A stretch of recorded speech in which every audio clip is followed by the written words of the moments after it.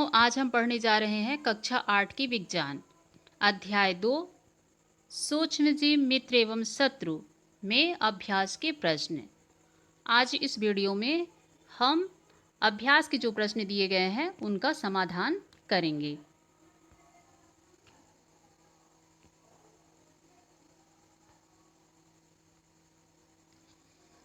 यहाँ पर पहला क्वेश्चन है, रिक्त स्थानों की पूर्ति कीजिए।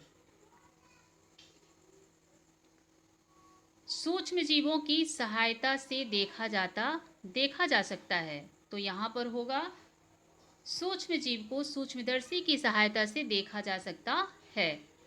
अगला है, नीले हरे शैवाल वायु से का स्थिरीकरण करते हैं जिससे मिट्टी की उर्वरता में वृद्धि होती है, तो यहाँ पर हो जाएगा नाइट्रोजन की वृद्धि होती है।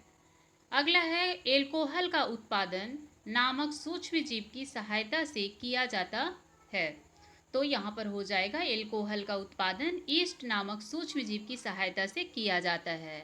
अगला है, हैजा के द्वारा होता है, तो यहाँ पर हो जाएगा हैजा जीवाणु के द्वारा होता है। प्रश्न संख्या 2 में जो हमारा सही है उसके सामने हमें इस राइट का टिक लगाना है। तो यहाँ पर ईस्ट का उपयोग निम्न के उत्पादन में होता है, चीनी, एल्कोहल, हाइड्रोक्लोरिक अम्ल, ऑक्सीजन, तो यहाँ पर हो जाएगा एल्कोहल। अगला है, निम्न में से कौन सा प्रतिजैविक है? Sodium bicarbonate, streptomycin, alcohol, east, तो यहाँ पर हो जाएगा स्ट्रेप्टोमाइसिन। अगला है, मलेरिया परजीवी का वाहक है। ऑप्शन है यहाँ पे मादा एनोफिलिस मच्छर, कॉकरोच, घरेलू मक्खी, तितली, तो इसका आंसर हो जाएगा मादा एनोफिलिस मच्छर। अगला है, संकरणीय रोगों का सबसे मुख्य कारक है। ऑप्शन है चींटी, घरेलू मक्खी, ड्रैगन मक्खी, मकड़ी, तो यहाँ पर हो जाएगा घरेलू मक्खी। अगला है, ब्रेड अथवा इडली फूल जाती है, इसका कारण है उष्णता, पीसना, ईस्ट कोशिकाओं की वृद्धि, माढ़ने का कारण, तो यहाँ पर इसका उत्तर होगा ईस्ट कोशिकाओं की वृद्धि। अगला है, चीनी को एल्कोहल में परिवर्तन करने के प्रक्रम का नाम है नाइट्रोजन स्थिरीकरण, मोल्डिंग, किण्वन, संक्रमण, तो यहाँ पे हो जाएगा किण्वन। अगला प्रश्न है हमारा, सूक्ष्म जीव के मुख्य वर्ग कौन कौन से हैं? तो सूक्ष्म जीव के मुख्य रूप से 4 वर्ग जीवाणु, कवक, प्रोटोजोआ तथा कुछ शैवाल हैं। वायरस, जिन्हें विषाणु भी कहा जाता है, सूक्ष्म जीवों की श्रेणी में ही आते हैं। प्रश्न नंबर 6 है, वायुमंडलीय नाइट्रोजन का मिट्टी में स्थिरीकरण करने वाले सूक्ष्म जीवों के नाम लिखिए। तो यहाँ पर कुछ जीवाणु जैसे राइजोबियम तथा कुछ शैवाल वायुमंडलीय नाइट्रोजन का मिट्टी में स्थिरीकरण करते हैं। अगला प्रश्न है,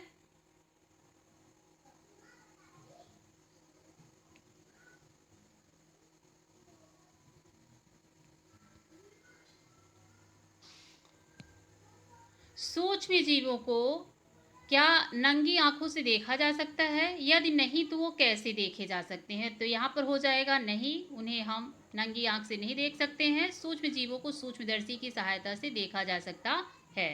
क्यों नहीं देख सकते हम उनको? तो यहाँ पर है, चूंकि सूक्ष्म जीवों को बिना सूक्ष्मदर्शी की सहायता से नहीं देखे जा सकते, अतः वे सूक्ष्म जीव कहलाते हैं।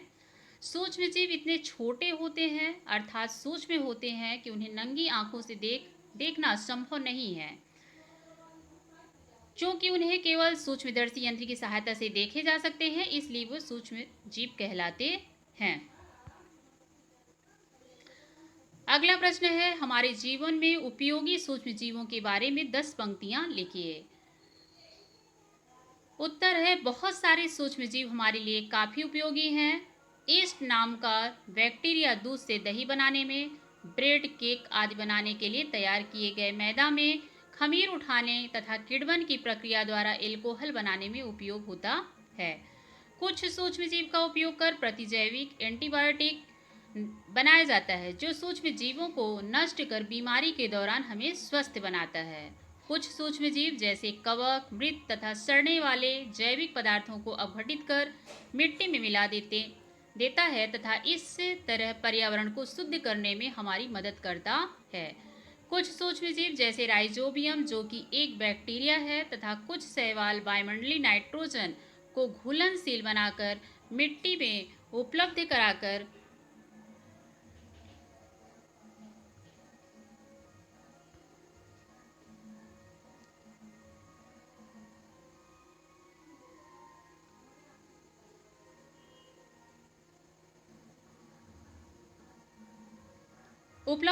मिट्टी की उर्वरक शक्ति को बढ़ाता है। इस तरह ये सूक्ष्मजीव वायुमंडलीय नाइट्रोजन का स्थिरीकरण कर हमारी मदद करते हैं। कुछ मृत तथा निष्क्रिय सूक्ष्मजीवों के हमारे शरीर में प्रवेश करने से हमारा शरीर प्रतिरक्षी बनाता है, जो बीमारी के क्रम में बाहर से आने वाले विषाणु से लड़कर हमें स्वस्थ रखता है। ऐसे उपयोगी जीव जो अनेक तरह से हमारी मदद करता है को मित्रवत सूक्ष्मजीव कहते हैं। अगला प्रश्न है, सूक्ष्मजीवों द्वारा होने वाली हानियों का विवरण दीजिए। बहुत सारे सूक्ष्मजीव हमारे लिए काफ़ी हानिकारक हैं। ये हानिकारक सूक्ष्मजीव मनुष्यों, पशुओं तथा पौधों में अनेक तरह के रोग उत्पन्न करते हैं। कुछ सूक्ष्मजीव भोजन, कपड़े तथा चमड़ों से बनी वस्तुओं को भी खराब कर देते हैं। रोग उत्पन्न करने वाले सूक्ष्मजीवों को रोगाणु या रोगजनक कहते हैं। क्षय रोग, हैजा, टाइफाइड आदि रोग जीवाणु के कारण फैलते हैं। खसरा, चिकन पॉक्स तथा हेपेटाइटिस ए आदि नाम की बीमारी वायरस के कारण फैलते हैं।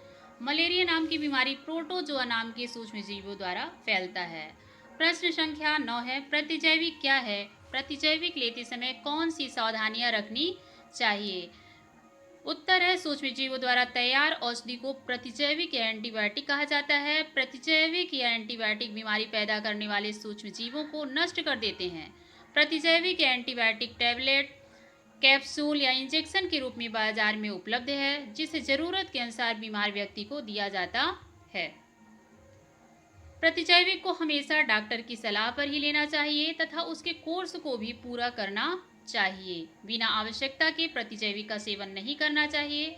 अनावश्यक रूप से ली गई प्रतिजैविक शरीर में उपस्थित उपयोगी जीवाणु को भी नष्ट कर देते हैं। सर्दी, जुकाम एवं फ्लू में प्रतिजैविक नहीं लेना चाहिए, क्योंकि ये रोग विषाणु के द्वारा होते हैं। यहीं पर अभ्यास के प्रश्न समाप्त होते हैं। Thanks to watch my video.